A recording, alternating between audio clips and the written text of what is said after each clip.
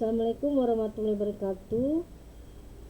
Baik, pertemuan kita untuk mata kuliah dasar-dasar penulisan baik kelas pagi maupun kelas sore, yaitu materinya terkait dengan berita kriminal atau kejahatan. Sebelumnya kita baca doa dulu dengan membaca Quran Al-Fatihah. A'udzubillahi minasyaitonirrajim. Bismillahirrahmanirrahim. Alhamdulillahirabbil alamin arrahmanirrahim maliki yaumiddin. Iyyaka na'budu wa iyyaka nasta'in ihdinas siratal mustaqim siratal ladzina an'amta 'alaihim ghairil maghdubi 'alaihim waladdallin. Amin. Oke, berita kejahatan atau juga disebut dengan kriminalitas itu adalah penulisan berita yang dipublish kepada pembaca, penonton, pada pemirsa, itu sangat menarik perhatian. Jadi berita kejahatan atau kriminalitas ini menarik perhatian dari khalayak, baik itu pembaca, pendengar, penonton, pemirsa, pengguna, ya, dari berbagai media massa. Nah, yang kedua, berita kriminal kejahatan ini ingin mengetahui bagaimana peristiwa yang terjadi, bagaimana what's-nya, apa yang terjadi. Misalnya ada penjamretan HP, kemudian ada pencurian rumah misalnya pada saat malam hari. Nah, itu menarik perhatian. Jadi ingin mengetahui bagaimana peristiwanya. Kemudian menjadi pelajaran agar diri bisa menghindari dari kejahatan, baik di dalam lingkungan keluarga maupun di luar lingkungan keluarga, yaitu di sekitar kita. Nah, kita harus tetap hati-hati dan waspada karena kejahatan ataupun kriminalitas itu selalu ada di depan mata kita. Nah, jadi kita ambil pelajarannya agar diri bisa menghindari, ya, dari kejahatan atau kriminalitas. Tidak menjadi korban kejahatan serupa. Jadi tidak juga kita berusaha tidak menginginkan musibah itu terjadi, ya. Menyangkut persoalan hidup dan kehidupan. Nah, biasanya kenapa orang melakukan kejahatan? Karena menyangkut persoalan hidupnya, terutama kaitan dengan ekonomi, ya, karena terdesak sesuatu persoalan hidup dan segalanya, ya, itu adalah kenapa terjadi kejahatan atau kriminalitas. Nah, adapun seorang jurnalis wartawan kriminalitas itu harus mempunyai kualifikasi dalam menuliskan naskah beritanya. Pertama, harus mengerti betul tentang kejahatan. Misalnya ada berapa indikator dari kejahatan ini. Pencopetan, bisa uang dicopet, HP dicopet, dompet dicopet. Nah, itu pencopetan. Kemudian ada perampokan, rumah isinya dikuras, semua alat elektronik dibawa kabur. Kemudian ada pemerkosaan sekaligus juga pembunuhan. Nah, ini kronologis rangkaian dari peristiwa kriminal kejahatan ini sangatlah tinggi. Jadi pembunuhan itu adalah kriminalitas tingkat tinggi yang tentunya sangat melanggar perundangan negara, ya. Jadi sudah bisa terjerat hukum dan pidana. Nah, bukan berarti pencopetan perampokan itu tidak terjerat dengan undang-undang pasal-pasal undang-undang pidana. Nah, tetapi itu ada kategori-kategorinya, yaitu dari pencopetan itu, ya, perampokan itu pasti akan beda pasal yang akan menjerat mereka yang terlibat dalam tindak kejahatan ini. Yang kedua, pelecehan terhadap profesi. Nah, ada juga kejahatan itu terkait dengan pelecehan. Misalnya tukang beca, ojek dibayar misalnya tidak sesuai dengan tarifnya, merasa tidak dihargai, kemudian diadukan sehingga itu bisa si pelaku menjadi korban, begitu. Pelaku bisa diadukan sehingga bisa dijerat dengan hukum tindak pidana. Kemudian seorang artis misalnya juga dilecehkan oleh misalnya seorang laki-laki di kafe, ya, dengan cara dipegang-pegang, padahal itu adalah apa namanya, yang satu sama lainnya itu belum begitu kenal. Nah itu dinamakan pelecehan terhadap profesi. Atau fotografer begitu ya, karena dia sudah tekan kontak kerja, terus kemudian karena misalnya calon model ini butuh dengan pekerjaan tersebut, kemudian tanpa disadarinya seorang fotografer ini misalnya melakukan pelecehan begitu ya, dan ini bisa diadukan ya, dan menjadi tingkat hukum ya, menjadi tindak pidana. Nah, adapun sumber berita kejahatan itu saksi ahli ya, saksi ahli. Jadi Anda harus tembus ini, harus wawancarai saksi ahli misalnya terkait dengan ahli forensik RSCM. Karena misalnya seorang korban misalnya luka-luka ya karena melawan pada saat dompetnya mau diambil, nah kemudian luka-luka dan kemudian bisa dibawa ke rumah sakit ya. Nah kemudian kalau misalnya perampokan seperti kasus yang di Pulau Gadung ya, nah itu meninggal dunia karena misalnya disekap ya, satu keluarga itu disekap, kemudian semua isi rumah dijarah. Nah itu bisa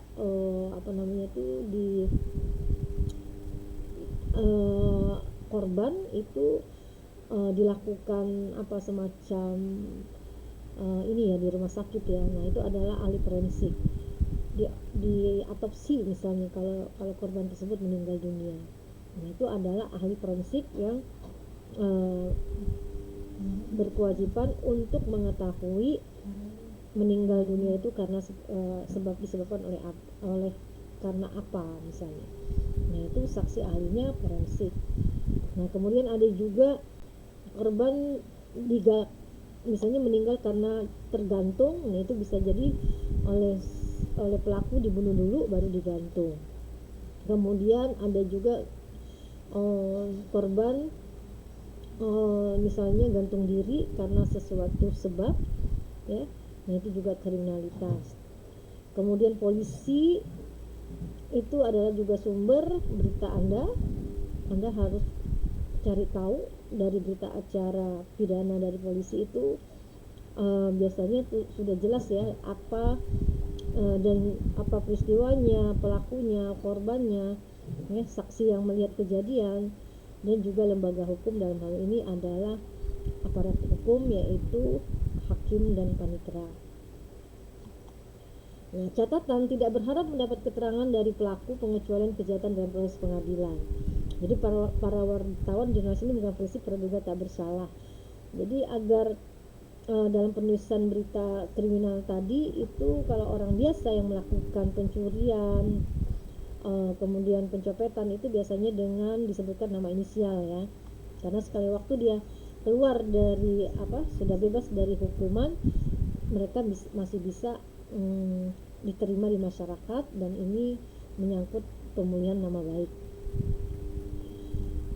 Kepastian bersalah atau tidaknya tanggung jawab pengadilan. Jadi biasanya kalau masih dalam penyidikan itu bisa dituliskan tersangka atau terduga, tapi kalau sudah divonis hukum itu sudah terdakwa begitu ya. Nah, ketentuan menulis berita kriminal, nama korban akibat kasus narkoba ya, misalnya meninggal itu dituliskan nama lengkap, misalnya karena dia anak seorang pejabat. Nah ini efek jerak ya, pelajaran, sehingga ditulis namanya lengkap. Kalau misalnya yang masih hidup bisa inisial saja, wajah diburamkan kalau di elektronik karena ini menyangkut nama baik. Penulisan nama pelaku, nah belum dijatuhkan vonis, tersangka AS, TB, jadi disingkat ya, AJ. Kemudian sudah dijatuhkan vonis tertuduh ataupun terdakwa. Kalau perdata itu terlapor atau pelapor ya, yang mengadukan kasus tersebut. Dan kemudian terpidana kalau kasus ini sudah masuk ke Mahkamah Konstitusi, misalnya Mahkamah Agung, yaitu misalnya ada pengajuan naik banding gitu ya, dari misalnya pelaku yang sudah didakwa 20 tahun penjara karena sudah membunuh misalnya, kemudian oleh didampingi pengacaranya kemudian naik banding. Nah dikatakan di situ ditulis namanya yaitu terpidana. Penulisan nama korban akibat kejahatan perkosaan itu juga inisial, ya. Residivis masuk keluar penjara ini inisial. Lengkap untuk kepentingan umum, bisa misalnya kasus Setia Novanto ya, terdakwa koruptor EKTP.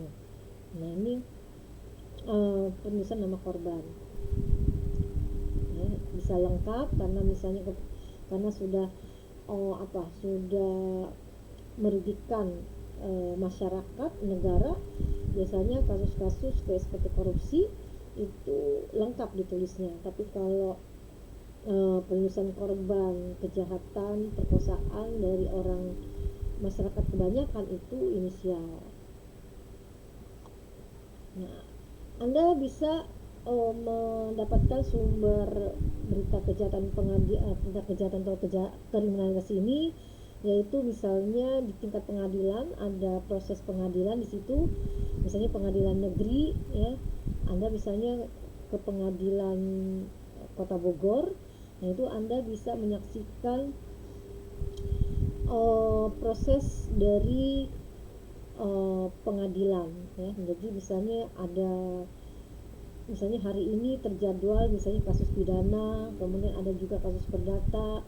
Nah itu Anda juga bisa mendapatkan bahan ya terkait dengan jalannya sidang pengadilan. Bisa di pengadilan negeri Bogor maupun di Jakarta ya, berbagai wilayah. Kalau di Jakarta ya misalnya ada Jakarta Selatan, Jakarta Pusat, Jakarta Barat, itu banyak bagian-bagian dari pengadilan negerinya yang melakukan sidang pengadilan setiap hari dari berbagai kasus. Nah kemudian untuk pengadilan tinggi biasanya itu ya tadi ya, bisa diajukan naik banding kalau misalnya ada bukti-bukti terbaru yang bisa menguatkan. Kemudian juga Mahkamah Agung ya, MA ya, sampai Mahkamah Konstitusi dan Pengadilan Agama, itu tingkatan pengadilan. Oke, untuk ujian akhir UAS nanti Anda langsung liputan berita kejahatan kriminal ya.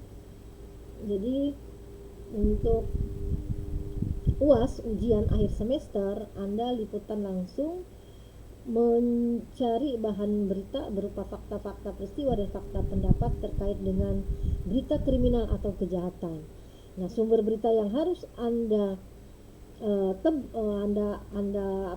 Anda kejar yaitu adalah polisi ya, kemudian pihak RCM. Nah, biasanya di polsek terdekat misalnya tempat Anda itu selalu banyak setiap harinya masuk kasus ya kejahatan terkait dengan pencurian, perampokan, sampai ke pemerkosaan, pelecehan, dan banyak. Jadi tergantung Anda ingin menuliskan naskah kriminal ini tentang peristiwa apa ya. Jadi silahkan Anda cari fakta-fakta peristiwa dan fakta pendapat, dan tentunya itu dokumentasinya nanti dari polisi. Anda wawancara polisi itu ada dokumentasinya, foto. Kemudian juga misalnya kalau korbannya itu masuk rumah sakit, itu juga Anda bisa mewawancarai pihak rumah sakit, RCM, selain keluarga korban maupun saksi-saksi yang mengetahui persoalan terkait dengan adanya peristiwa kejahatan tersebut. Jadi nanti Anda harus melampirkan bukti liputan ya. Oke, itu ujian UAS nanti. Sedangkan untuk tugas pendampingnya, kemarin saya sudah menugaskan kepada Anda untuk liputan berita kebakaran ya, atau berita kecelakaan. Nah itu jadi ada dua yang harus nanti Anda kumpulkan ya, dua tugas. Yang pertama tugas pendamping UAS, yaitu membuat naskah berita kebakaran atau kecelakaan, dan tentunya juga dengan bukti-bukti liputan dokumentasi foto ya. Kalau memang betul Anda itu hunting ke lapangan, liputan ke lapangan, jadi itu nanti dibuktikan dengan bukti liputan. Sedangkan untuk UAS yaitu naskah berita yang sudah Anda tulis dari fakta-fakta yang sudah Anda dapatkan, yaitu dari fakta peristiwa dan fakta pendapat, yaitu dengan mewawancarai sumber-sumber berita seperti polisi, RSCM, ya, korban ataupun pelaku. Nah, itu paling tidak itu harus minimal 3 narasumber berita yang harus Anda wawancarai terkait dengan suatu peristiwa kejahatan. Nah, nanti Anda bisa kumpulkan, pengumpulannya itu bisa seperti biasanya ya, Anda hard kopinya Anda kolektif, nanti bisa diserahkan atau dipaketkan langsung ke rumah sehingga nanti lebih cepat begitu ya. Oke, kalau misalnya soft filenya itu nanti akan ada pemberitahuan selanjutnya. Apakah kita masih memerlukan soft file untuk diupload atau hanya hard copy-nya saja. Baik, dengan demikian saya akhiri ya, semoga lancar semuanya, selamat ujian, dan kalau ada kata ataupun tingkah laku selama kuliah dalam 1 semester ini yang tidak berkenan, saya mohon maaf lahir batin ya. Semoga semuanya berjalan dengan lancar. Dengan ucapan assalamualaikum warahmatullahi wabarakatuh.